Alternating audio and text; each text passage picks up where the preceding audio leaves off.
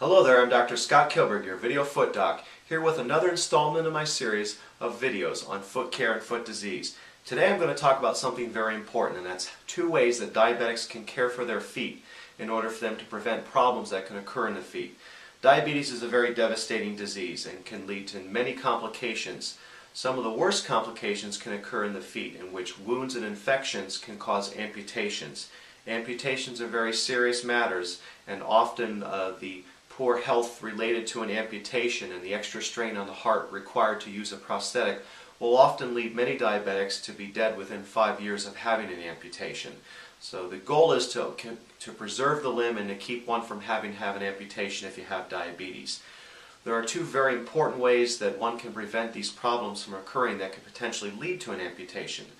The first technique a diabetic should employ is to always wear shoes at all times. Now obviously most people know to wear shoes outside the house because you could potentially step on broken glass or other sharp objects that could cause harm. But a lot of people don't realize that that same harm can be present inside the house.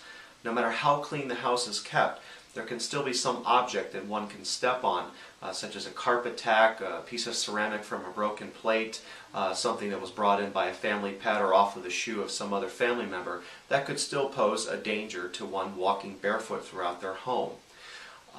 Most people, when they have an object stick into their foot, like a piece of glass or a sewing needle or splinter or something, it hurts, you will feel it. However, diabetics have a condition called peripheral neuropathy, in which they don't have as good a sensation as other people will have.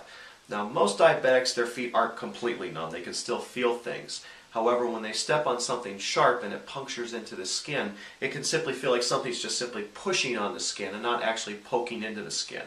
This can lead to a problem in which that object could stay lodged in the skin for quite some time without someone knowing it, and it can lead to an infection because of bacteria contained on that object, and ultimately that can lead to a wound that's difficult to heal. And sometimes these things do lead to hospitalizations, including deep abscesses and bone infection that can potentially lead to amputation. So the key is always wear shoes if you're diabetic, no matter where you are, whether you're outside or inside. Now indoors, you can still wear a light shoe. It can be a house shoe or at least a slipper that has a thick enough sole in order to protect the bottom of the foot. The second technique that a diabetic needs to employ in order to protect their feet is to let their eyes and fingers do the work that their sensation won't necessarily do. What I mean by that is that there are many conditions that can start off very slow. Blisters, bruises, cuts, and scrapes that can eventually lead to major wounds and major problems. There are a lot of instances in which I've had patients that had blisters or other types of small skin wounds that started on the foot because of a poorly fitting shoe or some type of injury, that because they didn't feel it, they never looked at it or noticed it. And slowly over the course of a couple of weeks, these things start to fester until finally they see pus contained on their sock, and it becomes a major wound or a major infection and requires hospitalization sometimes over the treat. So the easiest way to look out for these things when one doesn't have very good sensation is to simply look at the foot and use the eyes in replacement of the sensation. A foot inspection is very quick. It only takes about 10 or 15 seconds.